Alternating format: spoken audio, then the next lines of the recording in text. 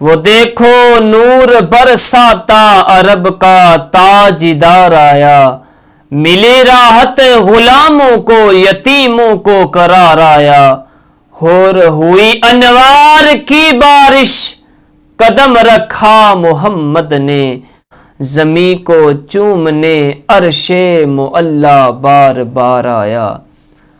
آقا کریم صلوات و سلام کی ولادت پر خوش ہونا، جس مہینے میں آپ کی ولادت ہوئی ہے اس مہینے میں خوشی کرنا، اس کا حکم ہمیں قرآن سے ملتا ہے۔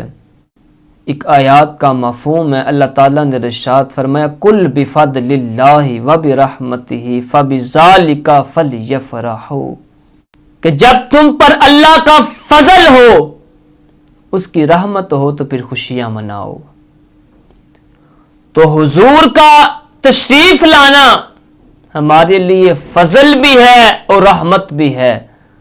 رحمت تو اللہ نے واضح کر دیا، وما ارسلناک الا رحمت للعالمین، اور فضل، کیا یہ فضل نہیں ہے کہ ہم سر سے لے کر پاؤں تک جو ہے وہ خطاؤں میں ڈوبے ہوئے ہیں لیکن پھر بھی عذاب سے بچے ہوئے ہیں۔ پچھلی امتوں کے حالات پر ہیں آپ حضرت، کوئی گناہ کرتا، کسی نے جھوٹ بولا ہوتا اس کی پیشانی پہ لکھ دیا جاتا، کوئی زمین پر اکڑ کر چلتا، اس تیزی سے ہوا اس پر چلائی جاتی، عذاب ہوتا کہ ماس ختم ہو جاتا، ہڈیوں کا ڈھانچہ باقی رہ جاتا۔ لیکن ہم ہر طرح کا گناہ کرتے ہیں لیکن بچے کیوں ہیں عذاب سے؟ یہ محبوب کی آمد کی برکت ہے، یہ حضور کا فیض ہے۔ اللہ نے واضح کہا تھا محبوب میں ان کو کیسے عذاب دے دوں کہ آپ ان میں موجود ہیں۔ تو فضل بھی واضح خود کر دیا خالق کائنات نے، اور رحمت بھی خود خالق کائنات نے واضح کر دیا کہ میرا محبوب رحمت بھی ہے اور فضل بھی ہے۔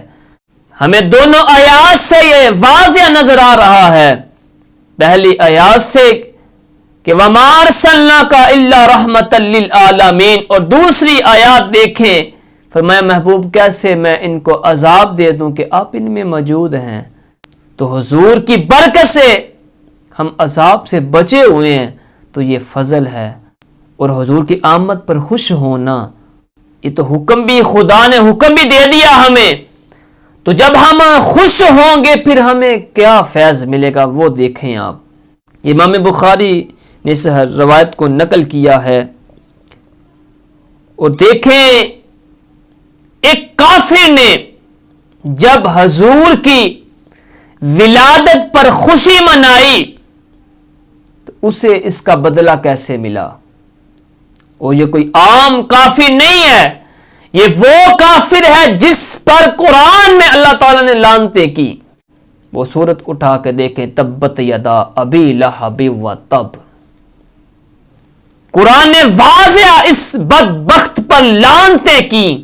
تو ابو لہب کو جب اس کی ایک لونڈیا نے آ کے کہا نا، ایک خادمہ نے آ کے کہا کہ آپ کے بھائی عبداللہ کے گھر ایک فرزند پیدا ہوا ہے، تو اس نے ایک اشارے سے ایسے اشارہ کیا جا پھر تو آزاد ہے۔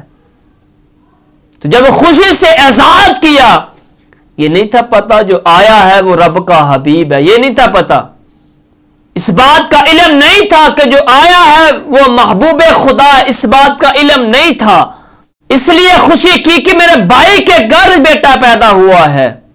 تو پھر اجر کیا ملا؟ جب فوت ہوا حضرت عباس رضی اللہ تعالی عنہ نے اس کو خواب میں دیکھا اور پوچھا اے ابو لہب بتا تیرے ساتھ کیا معاملہ پیش آیا ہے؟ تو کہنے لگا حضرت مجھ پر ہر روز عذاب ہوتا ہے، ہر روز مجھے عذاب دیا جاتا ہے، لیکن سوموار کا دن اس میں ایک ایسا لمحہ آتا ہے، ایک ایسا وقت آتا ہے کہ مجھے اس انگشت مبارکہ کے ساتھ جو ہے وہ سیراب کیا جاتا ہے، مجھے پانی پلایا جاتا ہے اور اس سے مجھے پھر ٹھنڈک پہنچتی ہے۔ تو پوچھا تمہارے ساتھ یہ معاملہ کیسے ہوتا ہے؟ یہ معاملہ تمہارے ساتھ کیوں ہوتا ہے؟ تمہیں اس انگشت سے، اس انگلی سے تمہیں پانی کیوں پلایا جاتا ہے؟ تو ابو لہب کہنے لگا کہ جب میری لونڈیا نے مجھے آ کر کہا کہ تیرے بھائی عبداللہ کے گھر بیٹا پیدا ہوا ہے، تو میں نے اس انگشت مبارکہ سے، اس انگلی سے میں نے اشارہ کیا تھا، یہ انگلی بھی برکت والی ہو گئی، اس کے ساتھ میں نے بس اشارہ کیا تھا کہ جا تو آزاد ہے، تو اللہ مجھے اب اس انگلی سے جو ہے مجھے سیراب کرتا ہے۔